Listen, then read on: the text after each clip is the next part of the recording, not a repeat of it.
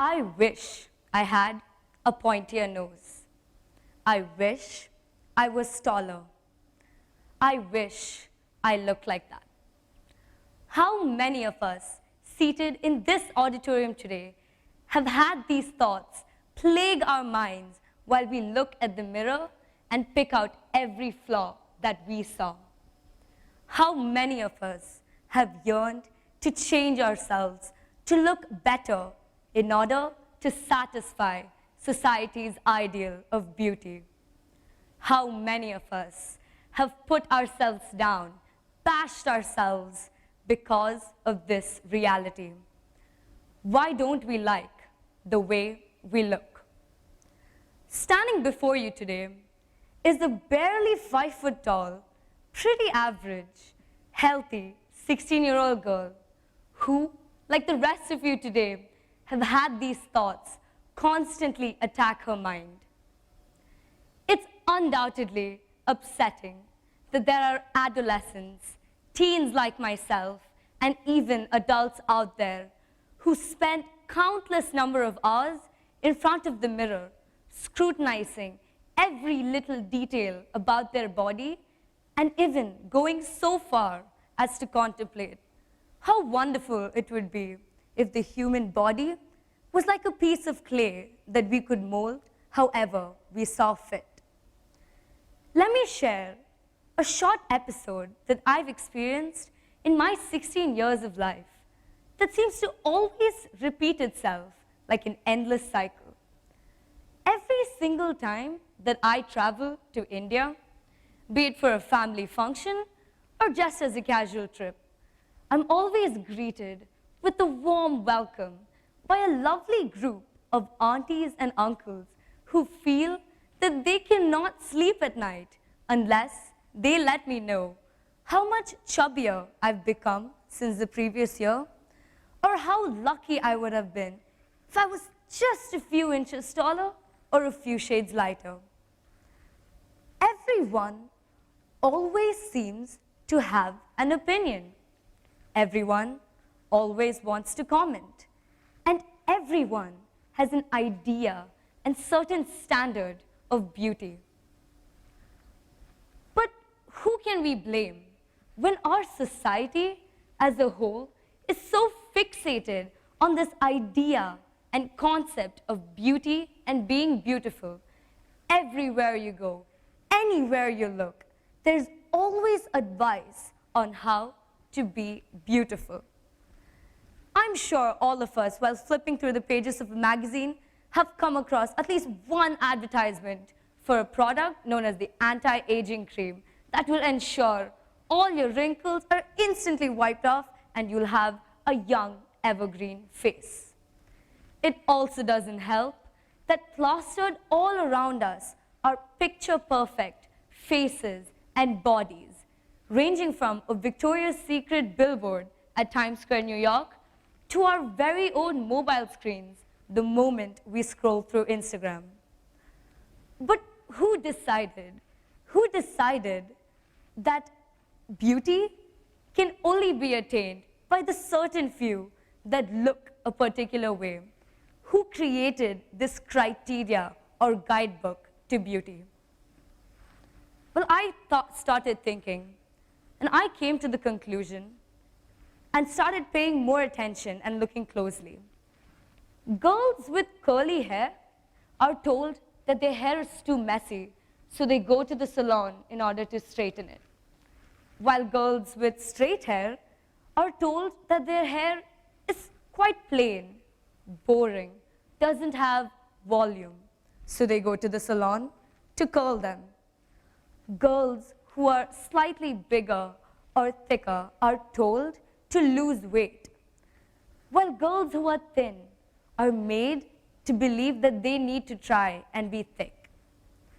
Girls with darker skin tones are encouraged to use products to look fairer, while girls with fair skin tones are seen going and getting spray tans.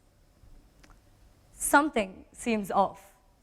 It seems to me, and hopefully to the rest of you as well, that this apparent standard of beauty that we ourselves have created is actually anything but who we are. We need to start believing that beauty is not a privilege and start understanding that everything and everyone is beautiful. Beauty does not have a particular skin color, hair type, height, or any boundary. It is limitless. It cannot be boxed into a single category that's only aimed at physical appearance. It is not a matter of just mere looks. Just a couple of days back, while I was once again scrolling through Instagram, as every teenager does, I came across an account. It was an account that featured art.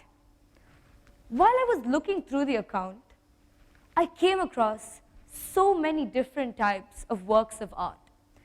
And by the end of it, I was just mesmerized and in awe at how beautiful each work of art was. In our school, we have the inter-house football match. This year, I went to watch it. And once again, by the end of that match, I was jumping with joy and exclaiming at how beautiful the last winning shot was. Even just yesterday, while I was preparing to give this talk, I opened the TEDx app and started listening to various speakers and their respective talks. And the only thought remaining in my mind after it was how beautiful all of their words were. These are just a few instances or examples on how beauty can be seen and appreciated in so many different things and in so many different ways. So why is it that we still equate beauty or being beautiful directly with just the physical appearance? A beautiful person is not someone with a slim waist or a muscular body. A beautiful person is someone who's especially kind and considerate of others.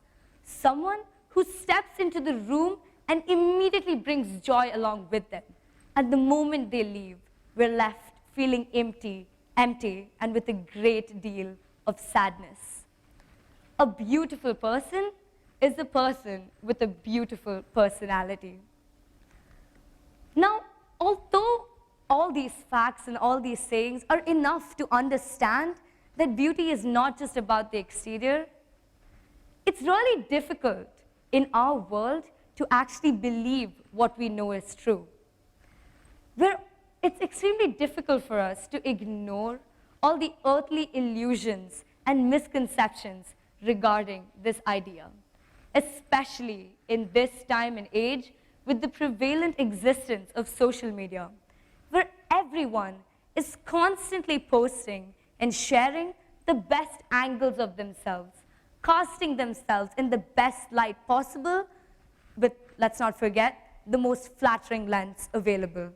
It's once again understandable why we start feeling insecure and have this desire to be just as flawless. But it is exactly at these times that we need to remind ourselves that we are beautiful. We need to start accepting our imperfections and realizing that it is our very own imperfections that make us unique and special. I want everyone in the audience to just repeat after me. I am beautiful. Let's all say it together. I am beautiful. Now, I know these three simple words that just came out of our mouths is not an easy solution to just eliminate all the fear and worry and vulnerability that we have towards our bodies. But I hope that these three words are kept safely within our minds, that any time when we are feeling down or we're feeling extremely insecure and not in our right mind, these three words can pop up into our heads. Well, on that note, I'd like to end by sharing an ideal that I believe is the most efficient way to look at life and to view life. Wabi-sabi. It's a Japanese aesthetic, an aesthetic that is surrounded on the acceptance of transience and imperfection. It's an aesthetic that describes the beauty that is impermanent, incomplete, and imperfect. Thank you.